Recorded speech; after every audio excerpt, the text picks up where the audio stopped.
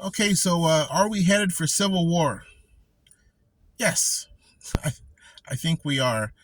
I don't think it's going to look anything like the last civil war, and I don't think it's a matter of if it will happen. I think it's more a matter of when and how it will look. So, with our democracy, and by the way, for clarification, I know technically we have a constitutional republic and not a pure democracy.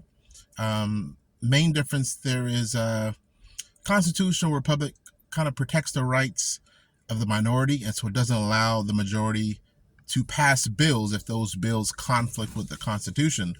And the only way to add an amendment to the Constitution is you would need a two-thirds majority in both the House and the Senate, which is nearly impossible unless something really has kind of unanimous consensus across the country. Anyway, so just putting that out there. But we do vote. So for all intensive purposes, I'll refer to it as a democracy, right? Now, we are the only democracy in the world that has the Electoral College.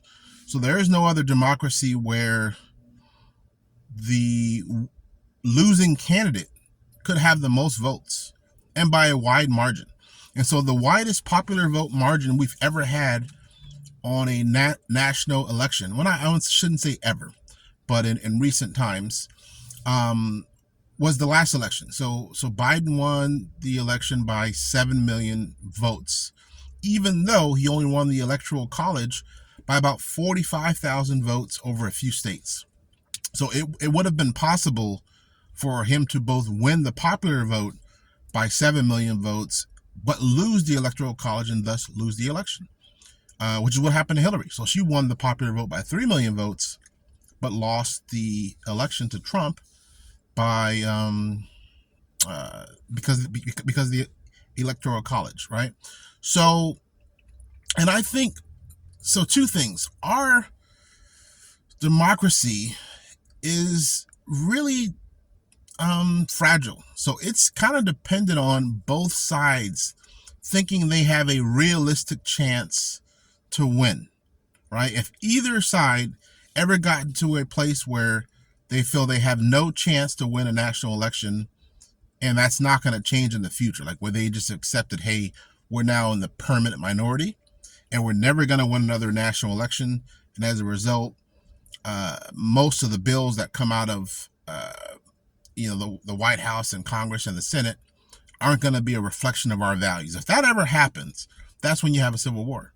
Once a party becomes the permanent minority and they don't see a way to fix that. Now, it's been kind of heading towards that way with the Republican Party. So 7 out of the last 8 elections, the Republican Party has lost the popular vote, but they've won the Electoral College vote in some of those cases. The only time they won the popular vote out of the last 8 elections is Bush's second term, right? And so, you get to a point where, say, that number gets to 10, and that's 40 years, with elections happening every 4 years on the national level, where you would have lost the popular vote even though you won the Electoral College sometime. So if it gets to a point where that they're not able to win the Electoral College anymore, I think we'd have a civil war. Or on the flip side, if it gets to a point where Democrats win the popular vote by such a wide margin but lose the Electoral College, I think there'll be calls to remove the Electoral College. I think if you win the popular vote by 10 or 15 million votes and still lose the election, then there'll be calls to remove the Electoral College. And if that happens, then the Republicans almost wouldn't win another election unless they made some adjustment to their positions on certain policies, which it's hard to do, because if they adjust on kind of any of the main positions, like, say, gun rights, marriage views, abortion, they're going to lose more voters than they would gain making those slight adjustments, right? Moving towards the center more. So I don't think they can really adjust too much on policy. They just have to hope that the demographics of the country don't continue to shift against them as they become a larger and larger minority. So right now, the largest party is independents, second is Democrats, and third are Republicans. So now, if this civil war were to happen, I don't think it'll resemble the last one, where it's clean, it's just North versus South, and when it was over, and you kind of move past it. I think this would happen on a number of fronts. I think some of it would be Democrats against Republicans.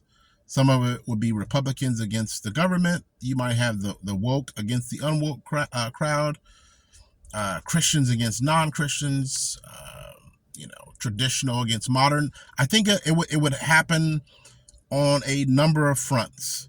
Cancel culture against people that believe in free speech. I think all of those areas right now are reaching a tipping point of friction to where they're on the verge of bursting. But again, I don't think it'll be in a clearly defined war. You might see random acts of violence, more school shootings, more mass murders.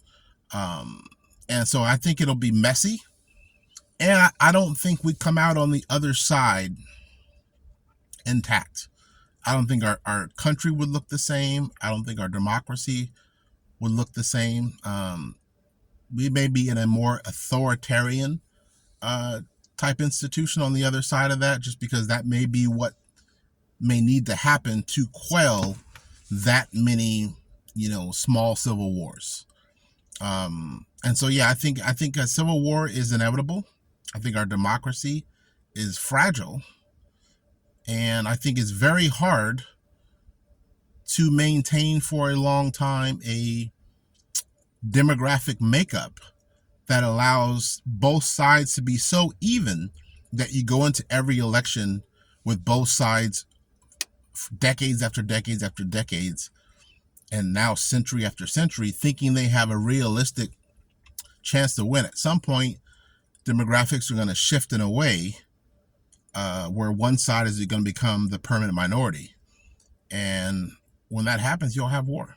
Yeah, if one side thinks they're getting taxed, but they don't actually have representation that's in line with their values, and they feel like that's going to be a permanent fixture moving forward, then you'll have war. Till next time, be different.